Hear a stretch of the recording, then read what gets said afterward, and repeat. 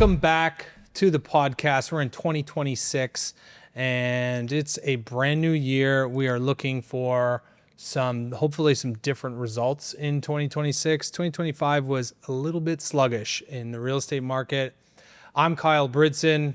To my right here, Stefan Lupul, and we're going to roll with the punches here on our conversations in Queen West. Stefan, how's it going, man? Welcome back. Welcome back. This is our first podcast in 2026. And yeah, just excited to get going back to work, even though we've been back to work for a couple of weeks now, but this is actually kind of feeling back to work now that we're in the podcast studio. Yeah. How was your break, and did you get any work done over the break? Honestly, not a lot of work over the break. I intentionally try to turn off a lot of the just like ongoing alerts, emails, what have you. I'll casually check in, but it's kind of nice to just take a pause and maybe just focus on other things that you enjoy doing. Really, right. Family time, whatever. Yeah. What was that? What did you enjoy doing while you were over the break? Honestly, I was actually reading some good books actually over the break, even, which is nice. One of the books that I finished reading, Psychology of Money by Morgan Housel, really good book. Really just I know it's like a finance book. It really is not that boring. It actually delves more into the emotional side of personal finance rather than let's learn how to budget. It's not that, right? It's just helping you understand how you really think about money, manage it, or just what do you value in spending money on, and how does that make you feel, really? So I like the way that he framed that and gave very personal takes on that for how this guy, who's he's like a smart guy, YouTuber, podcaster, author, right? So it's nice. How did you find out about him? Honestly, through another podcast. It was probably, I'm not sure if it was Diary of a CEO or Scott Galloway's podcast, but he's all over the map in terms of doing podcasts. And then a lot of people that I respect said that he really was the best book on this topic. Right. So I thought I'd give it a try, and actually was really good. Cool. That's an interesting spin on finance, the psychology of it. It is. Because typically you would think of a finance book and it would be all about finance and probably pretty dry, but it's look at this graph to illustrate this. And it's exactly. It's terrible. This is the psychology. Because even cool. This, I was listening part of it on audiobooks, right? And it's on an audiobook, you wanted just something that flows nicely, right? That you can just listen to on the go doing errands. Yeah. So, yeah. I was the exact opposite of your break. I was, obviously spent some time with the family, which was nice. We did all the drives out to different areas of Ontario to do the family. We went up to the Cottage actually for a couple of nights, which was nice. Very cold, but we got some skating in, which was cool. But yeah, there was some periods because my daughter's in daycare. There are some periods where she goes back to daycare. Unlike other families who are in school, regular school, they would have the full 2 weeks off. So I actually took advantage of having some time to come into the office and get some work done, which was nice. Because I find that if I take too long off, that I get a little antsy and I need to get things done. And my days I just feel like I just veg out on the couch and do nothing. So yeah. I was definitely doing some of that vegging out on the couch. Yeah, doing that. You can have a couple of those days. You can. No? And yeah, of course, we all need those. Yeah. But after 2 weeks of that, that's just too long for me. Agreed. It is too long. Okay, so maybe we can, touch on maybe some predictions that we're going to see in 2026. Sure, we can. I know I did this in years past in 2025, and I was incredibly inaccurate, but hey, why not take another stab at it and see. Give me some of your predictions for 2026 in the real estate market here in the GTA. I'm going to make a pretty safe prediction in saying that I actually think we're going to see more sales in 2026 compared to 2025, but it's not going to be by much. Okay. So we had roughly, I'd say 62,000 sales in the Toronto Real Estate Board in 2025. I'm going to say that we're probably going to hit, 68. 68,000. Okay. That's a pretty safe prediction. It's still I would up, say it's right? still up. Yeah. Moderately up. Yeah. So Okay. I would agree. I mean, you have to be optimistic here, have right? to be, have to be. Especially in our line of work. I mean, we're helping our clients buy and sell, but Yeah. I will definitely say that it will be above the 62,000. I think that was like a 20-year low Yeah. or something like Yeah, that. it's like a 25-year low, Yeah. which is quite significant. That's saying Yeah. something. Yeah. Yeah, like, I mean, whatever. The market got derailed. People were not able to come to that purchase decision for whatever reason. That's okay. We're actually going to talk a little bit about some things in people's lives that actually trigger home purchase decisions later on in this conversation. So we're going to try to like dig deeper into that. But on the topic of just other predictions, like average price right now, it's still hovering about $1 million for the average home in Toronto. There's been a lot of predictions whether that's going to be sub $1 million by the end of the year, or is it going to stay above $1 million, right? So, I mean, difficult to predict. I don't really like to like say, oh, like price is going to be this level at this time, because it's kind of like a crazy thing. Yeah. But I wouldn't say that it'd be crazy for a few months out of 2026 to have the average home price be sub $1 million, you know? I'm going to go out on a limb and say it's not. I think because like we've seen a ton, or speaking with our mortgage partners, they've been telling us that the pre-approvals have been up like crazy. There's a ton of buyers out there right now that are just sitting, waiting, but I feel like there is that pent-up aggression from a buyer standpoint. They want to make a move, whether they have to or they want to. But I think we're going to, with the increase in the sales and the overall, so if we get up to like somewhere between 65,000 and 68,000, I think that will also creep the prices up, because now, like, hey, we can easily be right around the corner from, multiple offers, especially, I mean, I still see them on some properties, and it really just depends on the property, right? Same. But, once you start to see the absorption rate go down, and a lot of the product that we do have on the market right now, once that starts to get absorbed, then you're going to start to see the prices, I think, will creep up, right? So, hey, I guess we'll wait and see what happens. I'll wait and see. But yeah. So yeah, on the topic of what would create more sales, I'd like to maybe ask maybe a bit more of an open-ended question on the topic of like life events that trigger people's purchase decisions. Yeah. What would you say are some pretty significant or popular life events that happen for home buyers, families, that would trigger a move? Yeah. Well, I had someone in here yesterday. They actually own a condo in the area, in the Queen West area. We had a meeting. He wanted to discuss what it looked like to upsize. He owns a condo. He's, asking me, is this a good time to sell? I need to, I have a family. He has one child and another child on the way. So, and he's in a condo. So like, okay, well, that's definitely a trigger. You're going to need to make a move at some point. So we were just going over the scenarios. He was asking me, what's my condo worth now? Am I going to get, the prices that I've seen in the past? Obviously said no, but, I'm really helping them, I guess, sort of paint the picture that if your condo is worth, let's say it was worth $600,000 in 2022, now your condo's probably worth 500. Well, like we've seen that much of a dip. Somewhere between 80 and 100. I'm just throwing numbers out there, but that's sort of the delta.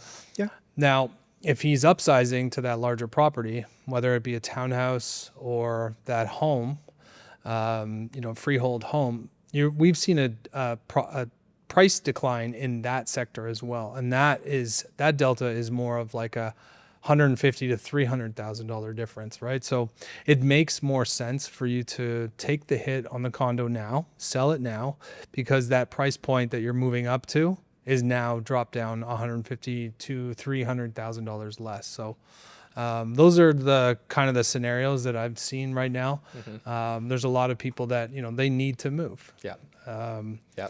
I guess another scenario would be, someone that they get a different job, or they get inheritance. Totally. Right. Or they can ask their family for some money in a down payment, because there's a lot of parents out there that have a lot of equity built up into their home, if not paid off. Sure. And so we're seeing that a lot. Yep. We were seeing, like, I mean, truthfully, a lot of the first time buyers that I was helping, especially in the past several years, a lot of them, it was coming from inheritance money, like a good amount of it, right? Right. These days, I'm actually seeing a lot more first time buyers being able to come up with down payment funds on their own because they have been diligent savers. Maybe they had good rents, just had good living situations where they were able to set aside more than normal. Right. Good jobs too. And so I think that actually is a good sign. That means that like they're actually able to afford a home based upon their own incomes. You know, it's not skewed because of some inheritance, because I think that's, you know, that allows the market to transact just more consistently long term. Yeah. Yeah, like you said, also return to office could be a thing that maybe will, you know, trigger some more moves. So we have seen a lot of that, right? Yeah. Especially leading into 2026. I think there's more of a demand for people to go back to the office, or companies are saying you got to come in here because we have all this space that we've leased out for 10 years and no one's in the office. Totally. Right? I actually I saw some post even last week that I shared on LinkedIn about I think it's Altus Group that shares the office occupancy data. Okay. Like it's an office occupancy index, basically specifically for Toronto. Like Wednesdays are the peak days that people show up, and it's like it's like 96% occupancy on Wednesdays, and then it's like Middle of the week. Yeah, Okay. exactly. And then it falls off the map on Friday. Like Friday's like a 60% occupancy rate still. And what's you know? Monday? Monday, I think it's pretty high. Monday, I'm pretty sure I'd have to look, but it's probably in like the high 70s, low 80s. Right? It's like, yeah, it gets up there. Like Tuesday, Wednesday, Thursday is generally the peak days that people are showing up to the office. I mean, if I were in that situation, I would definitely take Mondays and Fridays off, and I would go to work. 100%. If they had me come in out of the 5 days, 3 of those, I would 100% take Mondays and Fridays off. Yeah. That'd be a great job. Great job. Yeah, I know. Like I feel like so many people have gotten used to the 3 or 4 day weeks. Some people might still be able to do that. Maybe there is a lot. But they are working. Yes, they are. We're making it seem like they're not working. Yeah, we're making everybody's Tuesday, working. Wednesday, Thursday. But People are Monday, working like 24 hours a day now. I swear to God, like you can literally work any time of day, right? You just like you can get your work done whenever. It's just this is the way. I guess it's just harder with calls if you have, because everything.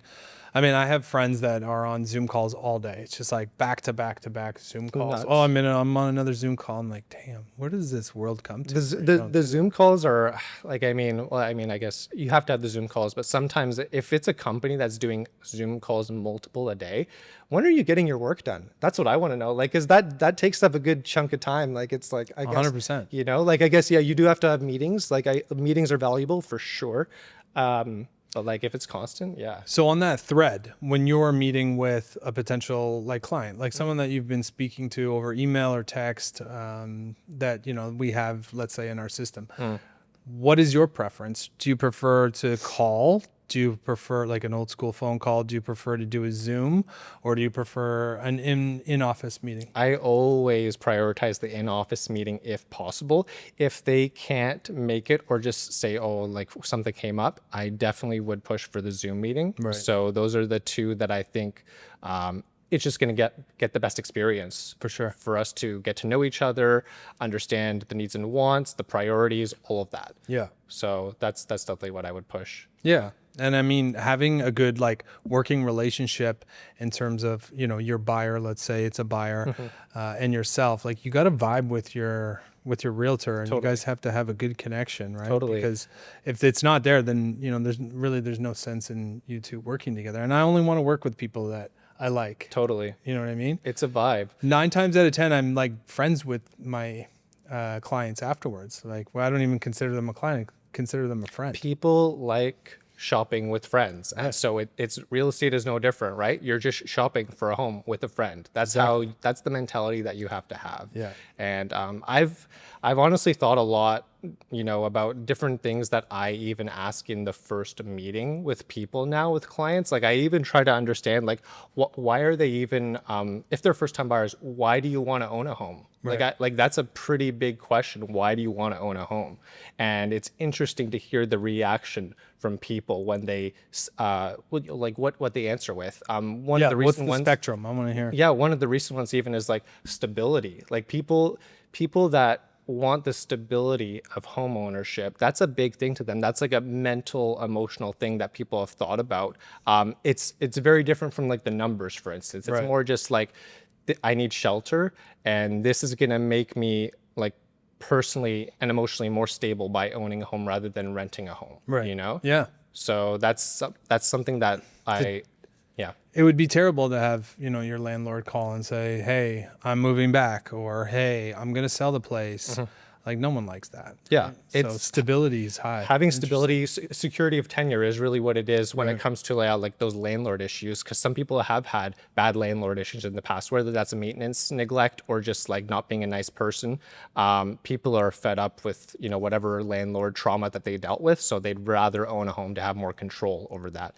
And then plus you get into like you can customize the decor, you can redo the countertops and backsplashes and bathrooms and all of this stuff that actually a lot of people do care about that Right. stuff, right? Yeah. Like they want their aesthetic and they want control over that. Yep. So there's many things. So do you think that housing is more like a shelter, security, or identity, or an investment in your personal opinion? Yeah. So for me, like I thought about this even, like how would I think about housing for my own, like a position? I think of it actually as stability as well as security.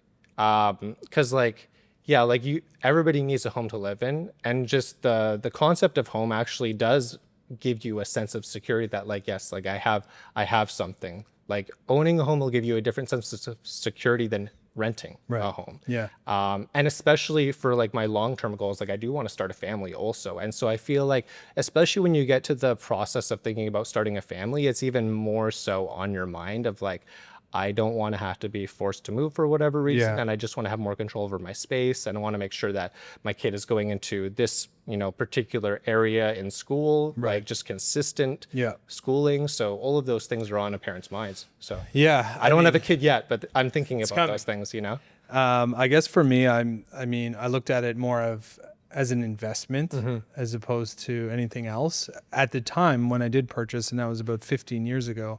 But now, I guess, thinking about this question, I look at it as security as well. And especially for my family, my wife and my daughter, I would hate to have to move out of our house just because, someone, let's say, had to sell the property.